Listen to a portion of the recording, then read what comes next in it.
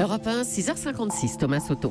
C'est le vrai faux de l'info avec vous, Géraldine Vosner. Bonjour. Bonjour Thomas. Ce matin, le geste de Najat Vallaud-Belkacem envers les retraités. L'ancienne ministre en campagne pour les législatives à Villeurbanne veut incarner la vraie gauche face aux candidats d'En Marche. Elle promet, si elle est élue, de proposer une loi pour plafonner les prix des maisons de retraite. Aujourd'hui, beaucoup de personnes âgées se retrouvent à payer plus que leurs revenus et donc ce sont les enfants qui trinquent. Beaucoup de personnes âgées ne peuvent pas payer leur maison de retraite, affirme Najat Vallaud-Belkacem. C'est vrai ou c'est faux? C'est vrai, Thomas, même si l'affirmation mérite d'être relativisée. 700 000 retraités aujourd'hui vivent en institution, 100 000 dans des résidences autonomes, les autres dans des établissements médicalisés, ces fameuses maisons de retraite. À 75%, ces établissements sont publics ou associatifs, un quart sont gérés par le privé. Dans les deux cas, les tarifs sont élevés car basés sur 3 composantes. Les soins sont pris en charge par l'assurance maladie, la dépendance l'est partiellement selon les revenus, mais l'hébergement presque pas, les aides ne sont pas à la hauteur.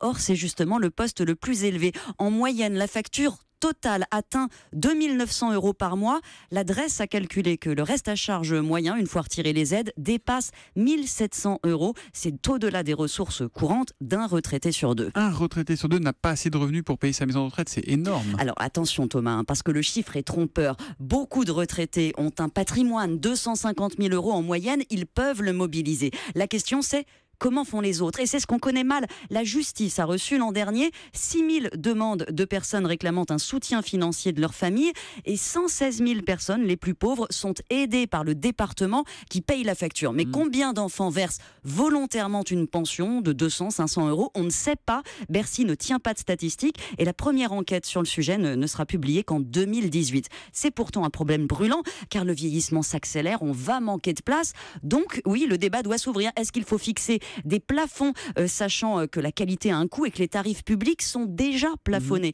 Est-ce qu'il faut réserver des places aux plus modestes? C'est pas le cas aujourd'hui. Un dernier chiffre, Thomas, pour aider votre réflexion. La prise en charge de la dépendance des personnes âgées coûte déjà aujourd'hui 28 milliards € chaque année. 28 milliards d'euros, et la pyramide des âges montre qu'il y aura de plus en plus de personnes âgées et de personnes âgées dépendantes évidemment dans les années qui viennent. Problème aigu à régler. Merci beaucoup Géraldine Vosner.